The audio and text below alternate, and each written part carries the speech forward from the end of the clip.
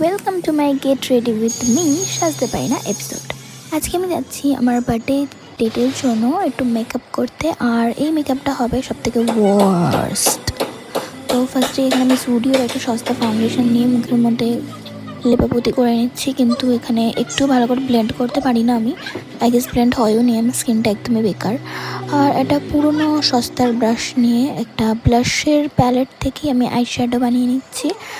কোন কালার নিচ্ছি অ্যাকচুয়ালি আমি নামও জানি না, বাট আমি নিয়ে নিচ্ছি। আর এই যে সাজার আগেই আমার চোখ থেকে জল ফল বেরিয়ে গেল।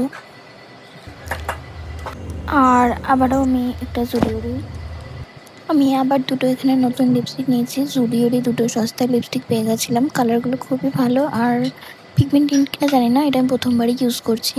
আর এই যে আমি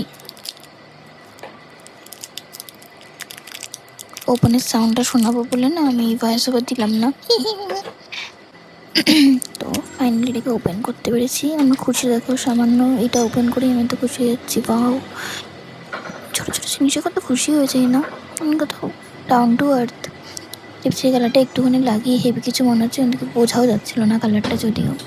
আর এটা নয় 30 টাকার কানের, যেটা স্প্ল্যানেট থেকে কিনেছি আমি। এই ড্রেসটা তো কমপ্লিমেন্ট করতেই হয়, রোগা হলে আরও ভালো লাগতো।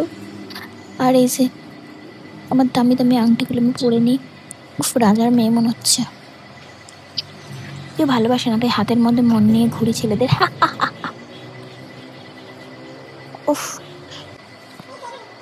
এই কালেকশনগুলো আমি যদি বলি বিদেশ থেকে, জানি তোমরা বিশ্বাস করবে না। উফ, নাইকা থেকে ফ্রিতে পেয়েছিলাম ওই ইস্যুটা, কী বলে, পারফিউম। হয়ে গেছে বেকার, গেট রেডি উইথ মি একটু মানাচ্ছে না, তাও সেই জন্য এসি বার্থডে বলে কথা।